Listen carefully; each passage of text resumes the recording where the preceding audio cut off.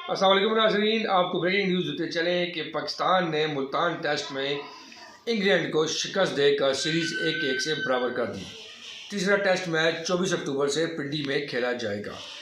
पाकिस्तान की टीम ने बेहतरीन बैटिंग बॉलिंग का मुजाहरा किया है। पहली इनिंग्स में साजिद खान ने 7 खिलाड़ियों को आउट किया। दूसरी इनिंग में भी पाकिस्तान के स्पिनर नुमान ने और साजिद खान ने इंग्लैंड की रीढ़ की हड्डी तोड़ दी और पाकिस्तान ने 3 टेस्ट मैचेस की सीरीज़ 1-1 से बराबर कर दी।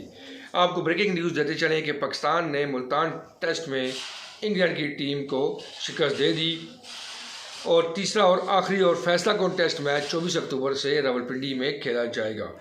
आज खेल के चौथे रोज़ पाकिस्तान की टीम ने लंच से पहले ही पाकिस्तान को 8 खिलाड़ी चाहिए थे आउट करने और पाकिस्तान ने 8 के 8 खिलाड़ी आउट कर दिए और 154 रन से इंग्लैंड की टीम को शिकस्त दे दी। ये पाकिस्तान 152 रन से बरतानिया की टीम को शिकस्त दे दी और ये पाकिस्तान की बहुत अच्छी कारकर्दगी है।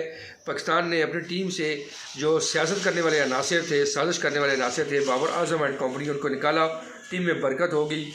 अच्छी कैप्टनसी करने पर हम शान मसूद को भी मुबारकबाद पेश करते हैं कि उन्होंने बहुत अच्छी कैप्टनसी की और पाकिस्तान ने दूसरे टेस्ट मैच में, मुल्तान टेस्ट मैच में बरतानिया को शिकस्त दे दी। खेल का चौथा रोज़ था और पाकिस्तान ने 8 विकेटें पाकिस्तान को चाहिए थी और पाकिस्तान ने 152 रन से इंग्लैंड की टीम को दूसरे टेस्ट मैच में शिकस्त दे दी।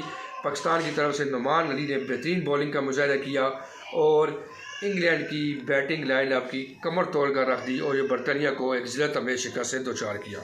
मज़ीद अच्छी वीडियो देखने के लिए चैनल को सब्सक्राइब करें और बेल आइकन को दबा दें। शुक्रिया।